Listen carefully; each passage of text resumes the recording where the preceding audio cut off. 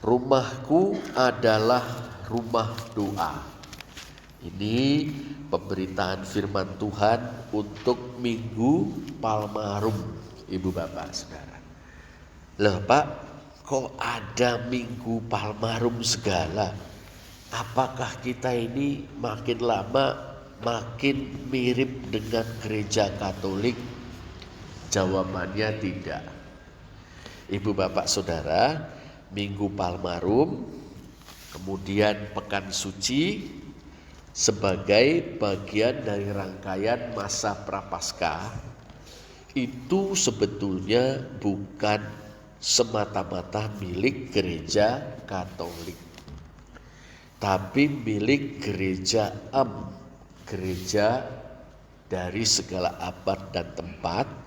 Praktek macam ini sudah dimulai sejak abad kedua. Artinya sejak para Bapak Rasuli. Bapak Rasuli itu adalah murid-murid langsung dari para rasul. Para rasul adalah murid-murid Tuhan Yesus. Murid-muridnya para rasul disebut juga Bapak-Bapak Rasuli. Ada Bapak Rasuli namanya Ignatius, ada yang namanya Polikarpus. Itu contoh nama Bapak-Bapak Rasul. Ada juga yang namanya Clemens dari Roma. Nah, sejak zaman Bapak-Bapak Rasuli diteruskan dan dikembangkan oleh para Bapak Gereja. Jadi para ahli pikir, teolog, filsuf gereja setelah Bapak-Bapak Rasuli disebut Bapak-Bapak Gereja. Nah, jadi masa Prapaskah itu sudah dipelihara oleh mereka. Nah, memang yang paling setia memeliharanya itu gereja Katolik dan gereja Ortodoks. Kita orang Protestan itu dulu alergi. Karena kita menganggap itu kan tradisi buatan manusia. Begitu. Tanpa kita mempedulikan sejarahnya. Jadi kita itu beranggapan wah itu sesat, ngawur itu. Padahal justru itu yang melestarikan kebiasaan baik untuk mempersiapkan kita menyambut Jumat Agung dan Paskah. Dan itu sudah dilakukan sejak zaman para muridnya rasul-rasul. Nah, puji Tuhan karena persaudaraan kita dengan gereja Katolik dan gereja Ortodoks juga semakin erat, semakin baik. Akhirnya kita saling belajar dan menyadari bahwa tidak semuanya itu harus ditolak dari gereja Katolik maupun gereja Ortodoks. Maka itu gereja-gereja Protestan mulai belajar juga mengenai masa Prapaskah termasuk Minggu Palmarum. Nah, ini ya Ibu Bapak ya. Nah, jadi karena semangat persaudaraan Kristennya itu semakin erat, kita bisa jadi saling belajar apa yang baik kita bisa kembangkan bersama. Nah, ini sedikit latar belakangnya ya Ibu Bapak Saudara. Jadi kalau ada orang mengatakan, loh GKMI Jogja, GKMI Pundong itu kok sekarang niru-niru Katolik, itu tidak betul ya. Itu tidak betul karena hal yang kita kerjakan ini merupakan sesuatu yang sudah dikerjakan jauh sebelum ada gereja Katolik. Dan gereja Katolik memang yang memeliharanya dengan setia. Sebagaimana sekarang kita mau mempelajarinya juga. Tapi sekarang Ibu Bapak Saudara, saya ingin mengajak kita memperhatikan bacaan firman Tuhan yang barusan kita simak bersama ya. Temanya tadi, rumahku adalah rumah doa. Tapi Ibu Bapak Saudara, bacaan kita itu dimulai dengan sesuatu yang mungkin mengejutkan. Kok sepertinya Tuhan Yesus ngamuk? Coba kita lihat ya Ibu Bapak Saudara. Yesus masuk ke bait Allah dan mengusir semua orang yang berjual beli di halaman bait Allah. Loh, kok Tuhan Yesus ngamuk?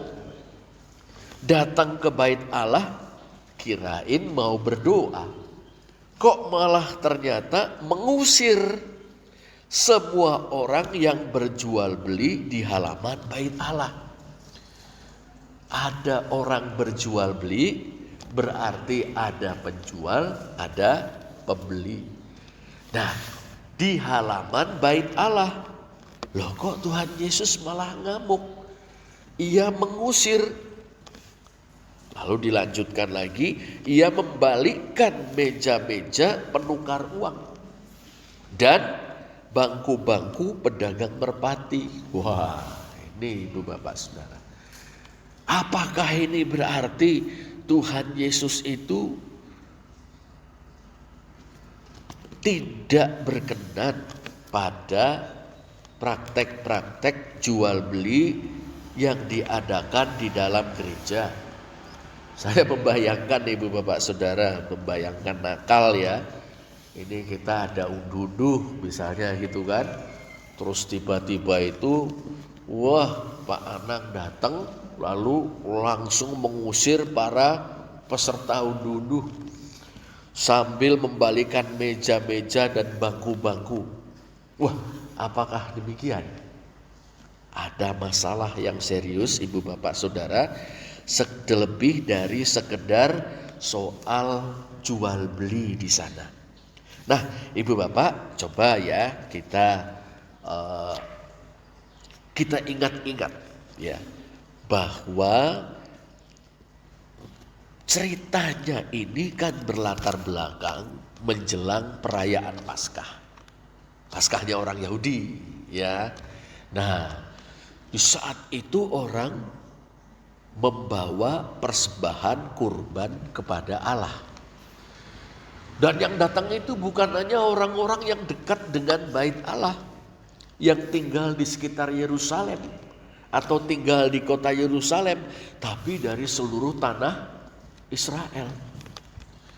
Bahkan ada juga yang datang dari negeri perantauan, yang dari Mesir datang, yang dari Libya atau Kirene datang, yang dari Asia kecil atau Turki pada datang.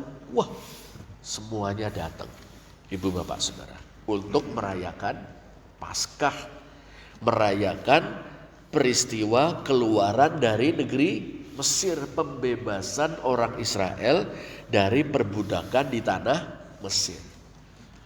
Nah, mereka datang mau beribadah. Salah satu syaratnya adalah mempersembahkan kurban, baik itu kambing domba maupun lembu sapi. Bagi yang kaya raya berada, monggo membawa kambing domba, lembu sapi.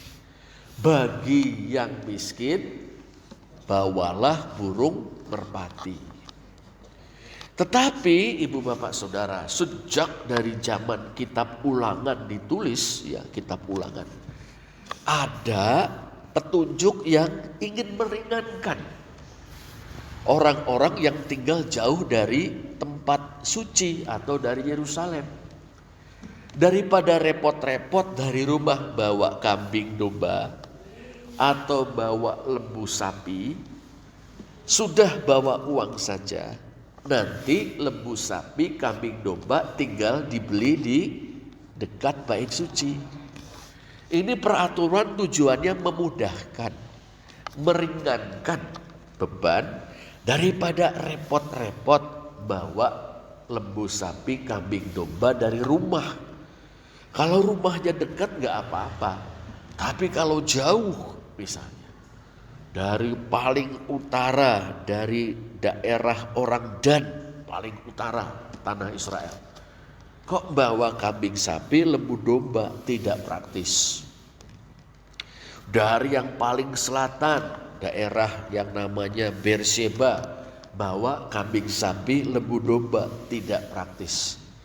Ya sudah, kalau begitu bawa uang nanti beli ternak hewan kurban di dekat bait suci, bait Allah. Tapi ibu bapak saudara, apa yang semula merupakan aturan untuk meringankan, untuk mempermudah, akhirnya malah menjadi beban. Kok bisa? Iya, karena para penanggung jawab bait suci kemudian membuat aturan. Nah ini ibu bapak saudara, para penanggung jawab di bait suci yaitu para imam kepala, ini imam-imam atau pendeta-pendeta tinggi, pendeta-pendeta yang berkedudukan tinggi di bait Allah itu membuat aturan bahwa umat tidak boleh bawa hewan kurban. Harus beli hewan kurban di bait suci. Ibu bapak saudara bisa lihat perbedaannya.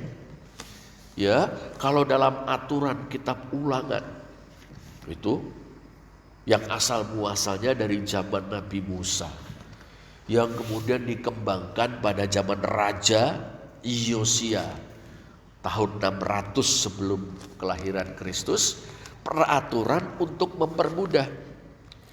600 tahun kemudian peraturan untuk mempersulit. Ini ibu bapak saudara. Kalau dulu daripada susah-susah bawa kambing domba lembu sapi, jauh-jauh bawa uang saja beli di sini. Sekarang tidak boleh bawa lembu sapi, kambing domba, wajib beli hewan korban di sini. Beda kan ibu bapak? Nah, beda. Nah, kalau sudah begitu ibu bapak saudara, siapa yang berhak menentukan harga hewan kurban? Ya, para penanggung jawab bait suci, para imam kepala. Itu. Mereka yang berhak menentukan harganya. Nah, kalau harga yang biasa itu 1 ekor kambing misalnya 2 juta rupiah. Nah, kalau beli kambing di bait suci bisa 2,5 juta, bisa 3 juta.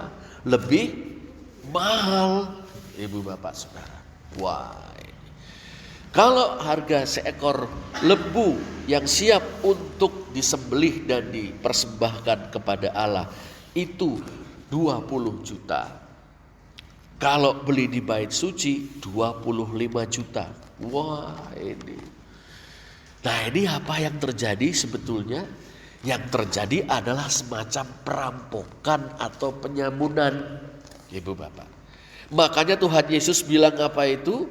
Kamu menjadikannya sarang penyamun atau sarang perampok. Ibu bapak saudara. Umat sudah kepingin ibadah kepada Tuhan. Dilarang membawa kurban sendiri. Wajib beli kurban di bait suci. Harganya ditentukan sewenang-wenang oleh para penguasa bait suci. Ini ibu bapak saudara. Wah tidak bisa lain. Kalau mau menyembah Tuhan ya mesti mengeluarkan biaya yang besar. Itu mau menyembah Tuhan tapi uangnya kurang, tidak bisa. Wah repot ini ibu bapak saudara. Mau menyembah Tuhan aturannya dipersulit, gak bisa menyembah Tuhan. Ada lagi yang namanya penukar-penukar uang. Wah ibu bapak saudara, ini juga masalah. Para penguasa di bait suci, para imam kepala ini bilang begini. Uang yang beredar di masyarakat itu uang Romawi. Ada gambar kepalanya kaisar. Ibu bapak saudara. Jadi uang logam gambarnya gambar kaisar.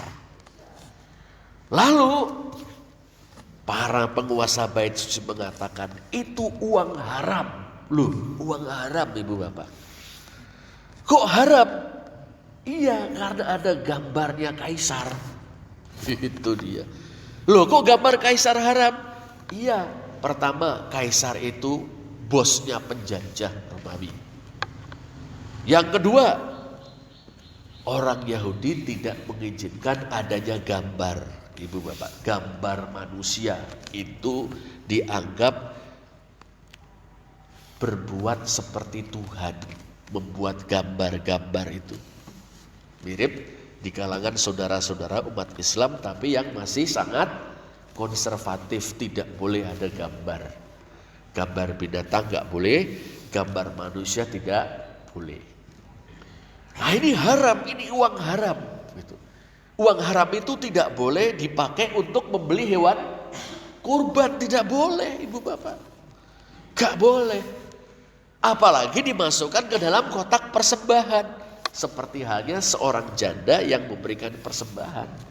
Itu uangnya pasti bukan uang bergambar kaisar. Loh kalau begitu gimana? Harus ditukar dulu dengan uang resmi bait suci. Oh ini Ibu Bapak Saudara. Jadi para penguasa bait suci itu mencetak uang Ibu Bapak. Uang yang halal. Wah ini sudah repot ini. Ada uang haram, ada uang halal. Uang haram, uang cetakan Romawi. Haram, gak boleh dipakai untuk membeli hewan kurban atau memberi persembahan kepada Tuhan. Uang yang halal diterbitkan oleh bait suci. Itu yang boleh. Untuk beli hewan kurban maupun untuk memberikan persembahan. Terus gimana lagi? Oh ya kalau gitu uang Romawi harus ditukar dulu dengan uang bait Allah. Makanya ada penukar uang atau money changer. Wah ini money changer. Ini $1 berapa? Ditukar dengan rupiah berapa rupiah misalnya. $1 US dolar Amerika sama dengan 15.000 rupiah misalnya ya. Begitu juga. Dan siapa yang berhak menentukan kurs atau nilai mata uang Romawi kalau dihitung dengan mata uang bait suci? Iya para imam kepala juga Ibu Bapak Saudara. Ini. Wah kalau begitu repot sekali ya. Ini. Yang menentukan semuanya para imam kepala itu. Misalnya 1 keping perak uang Romawi itu hanya bisa dapat setengah keping perak uang bait suci. Jadi dapat dibayangkan kalau saya bawa uang Romawi banyak, yang saya peroleh mungkin separuh atau 2/3 dari uang tersebut, nilai uang tersebut ketika ditukar dengan uang bait suci. Ibu Bapak Saudara, kok mau sembahyang saja dipersulit? Kok mau menyembah Tuhan mahal? Kok mau beribadah kepada Tuhan biayanya sangat besar? Ini Ibu Bapak Saudara, salah satu sebab Tuhan Yesus murka dan ngamuk. Rumahku itu akan disebut rumah doa, kata firman Tuhan. Ya, dalam firman Tuhan dikatakan begitu. Ayat yang ke-13 mengutip Yesaya 56 ayat 7. Rumahku akan disebut rumah doa. Tapi malah kamu menjadikannya sarang penyamun atau sarang perampok. Tuhan Yesus mengutip Yeremia 7 ayat 11. Nah Ibu Bapak Saudara, jadi kita ngerti nih, Tuhan Yesus ngamuk ya, karena telah terjadi penghisapan manusia oleh manusia, telah terjadi manipulasi, telah terjadi perampokan di dalam bait suci. Yang kedua, Ibu Bapak Saudara, kok Tuhan Yesus marah? Kita perhatikan ini. Semua orang yang berjual beli di halaman bait Allah. Loh kan ya gak apa-apa toh Pak. Bukan di dalam bait Allah, tapi di halaman bait Allah. Justru itu persoalannya Ibu Bapak Saudara. Kalau di dalam bait Allah itu ada ruang untuk orang-orang Yahudi bersembahyang. Setelah mempersembahkan korban, boleh masuk laki-laki Yahudi. Masuk. Itu dia. Bersama nanti anak laki-laki yang sudah beranjak atau sudah akil balik. Masuk. Jadi ada tempat untuk berdoa di bait suci, di dalam bait suci untuk para laki-laki. Lalu dekat dengan luar ada ruangan atau tempat untuk perempuan. Jadi dipisah. Laki-laki ini boleh masuk ke dalam. Perempuan dekat luar. Dekat luar.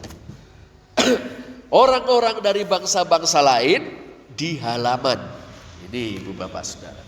Orang-orang dari bangsa-bangsa lain bukan Yahudi. Itu boleh berdoa tapi di halaman. Lah tapi sekarang halamannya dipakai untuk berjualan.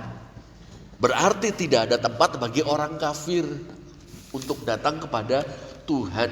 Dan ini merupakan kebijakan dari para kepala imam, kepala atau para penguasa bait suci.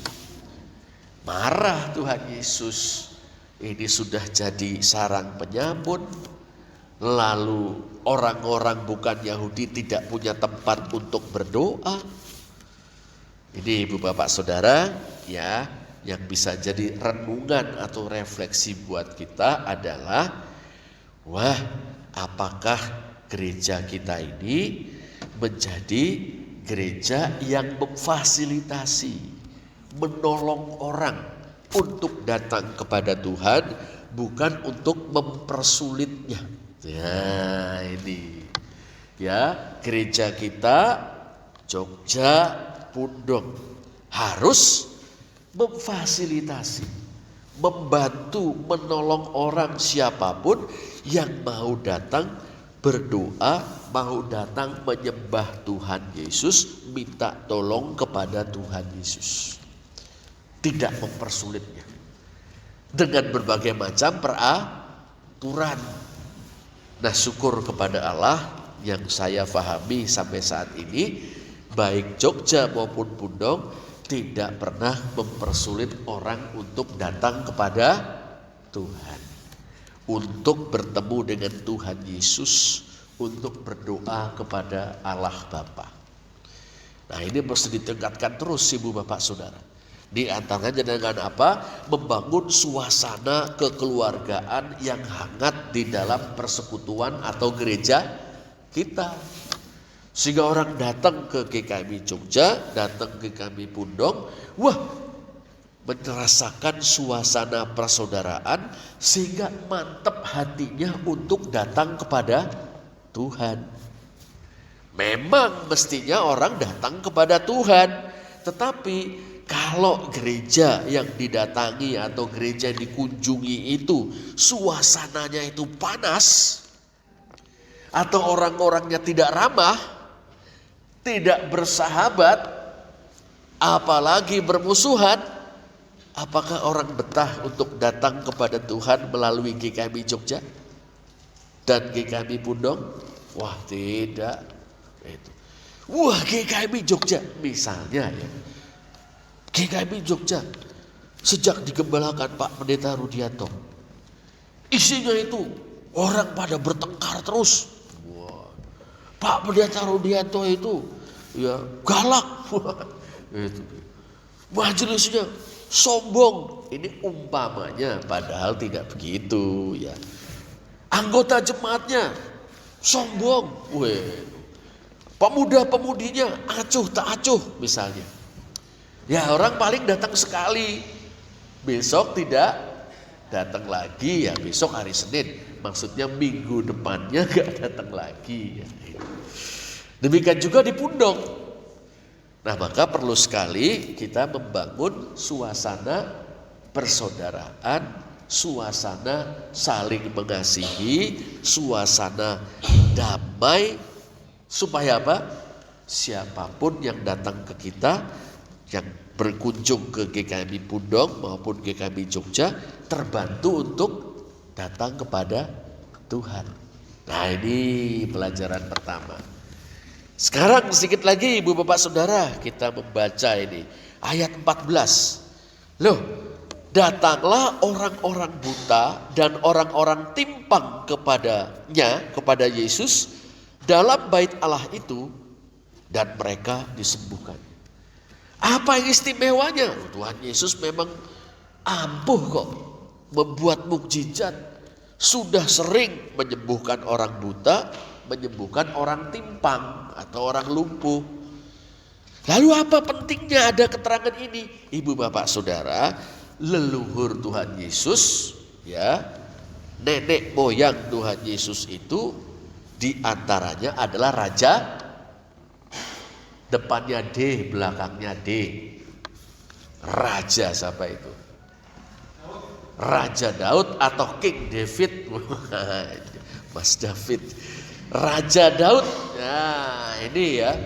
Raja Daud itu Ibu Bapak Saudara. Dan anak buahnya orang-orang gagah perkasa. Hebat-hebat dalam seni bertempur dan berperang. Itu punya rasa benci kepada orang-orang buta dan orang-orang timpang. Itu ada sebabnya. Nanti kalau Ibu Bapak Saudara punya waktu baca-baca ya dari 2 Samuel pasal 5 misalnya, ketika Raja Daud itu berperang untuk merebut kota Yerusalem. Jadi kota Yerusalem itu tadinya milik orang-orang Yebus. Wah, penduduk kota Yerusalem itu orang Yebus. Raja Daud ingin mendirikan ibu kota negara Israel, yang cocok ini kok Yerusalem, gitu kan. Lalu menyerbu kota Yerusalem, kota zaman dulu kan bertembok tinggi, benteng ya. Tidak berhasil Ibu Bapak Saudara. Waduh, gagal untuk menerobos pertahanan kota Yerusalem. Lalu orang Yebus itu menghina dari atas tembok, atas benteng, bilang, Daud, jangankan melawan kami, melawan orang-orang buta dan orang-orang timpang pun kamu pasti kalah. Ibu Bapak Saudara, jangankan melawan kami, orang-orang Yebus ini, melawan orang-orang buta dan orang-orang timpang pun kamu bakal kalah. Raja Daud baper Ibu Bapak Saudara, ini marah sekali, bukan hanya kepada orang Yebus, dia merasa terhina, dianggap lebih lemah daripada orang buta dan orang timpang. Maka Daud mengatakan, aku benci kepada orang buta dan orang timpang. Raja Daud memang akhirnya menang, berhasil merebut kota Yerusalem setelah menggunakan taktik baru, menerobos lewat saluran air yang ada di bawah tanah masuk ke kota Yerusalem. Tetapi kemudian ada peraturan, orang-orang buta dan orang-orang timpang tidak boleh masuk ke bait Allah. Itu aturannya. Tapi kita lihat Raja Daud kayak begitu. Bagaimana dengan Tuhan Yesus? Tuhan Yesus anak Daud, ya kan? Kalau kita baca di pasal 20 sebelumnya itu 2 orang buta, ayat yang ke-31 menyeru-nyeru Tuhan Yesus itu disebut anak Daud. Tapi anak Daud ini berbeda sekali dengan leluhurnya Ibu Bapak Saudara. Orang-orang buta dan lumpuh itu datang kepadanya dalam bait Allah.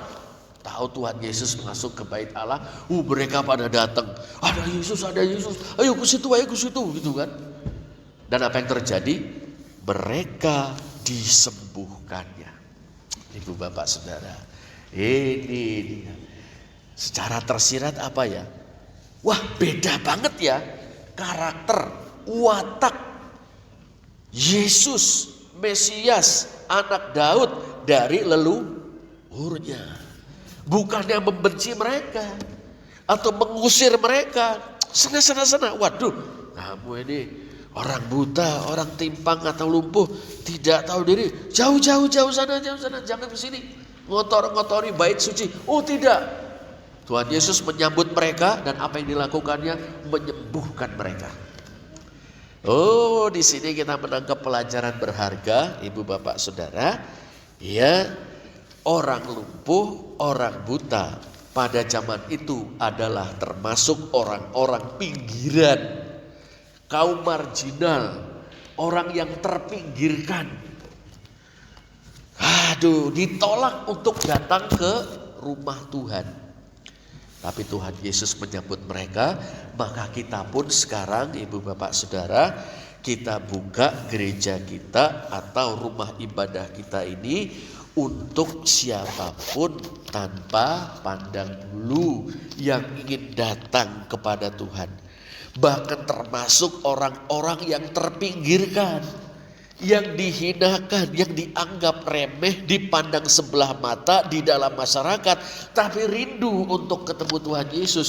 Kita buka pintu lebar-lebar. Jangan kita kemudian merasa jijik, atau mungkin menyambut tapi ngerasani, loh ibu itu dulunya itu bekas perempuan nakal. Itu loh ibu itu dulunya adalah PSK. Wih, bahaya sekarang dia ke gereja kita, nanti mungkin akan menggoda bapak-bapak, suami-suami kita. Waduh, berat. Tidak.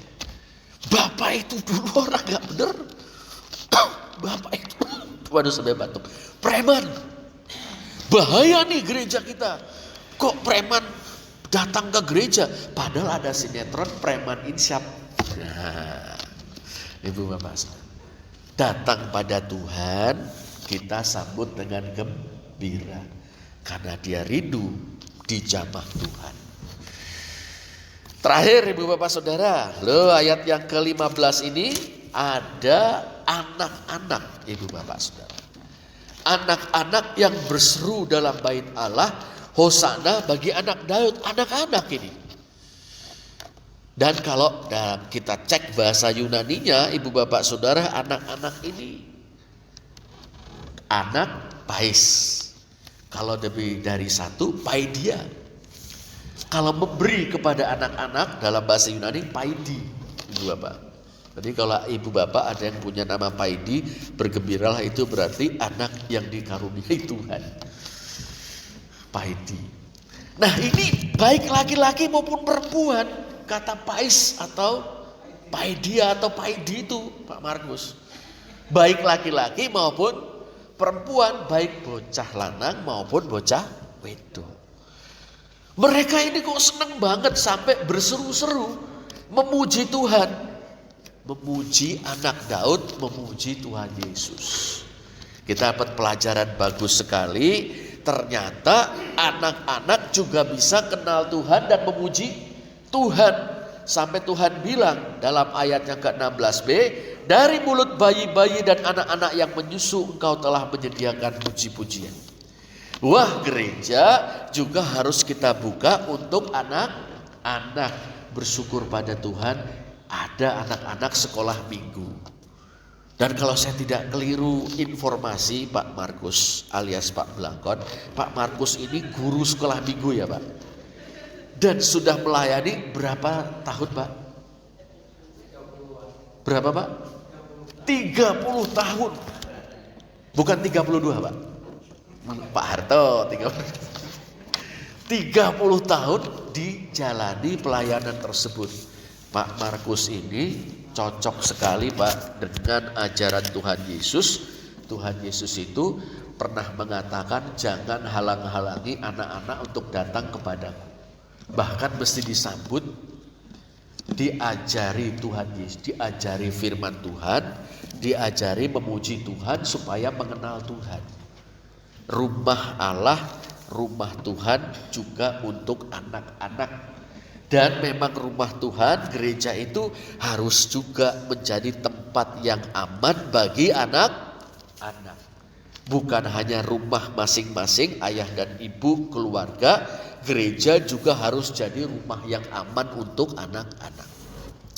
Nah, saya ingin mengakhiri pemberitaan firman Tuhan ini, Bu Bapak Saudara, di Minggu Palmarum ini kita melihat atau kita membaca firman Tuhan dari Matius 21 ayat 12 sampai dengan 17 dengan tema rumahku adalah rumah doa.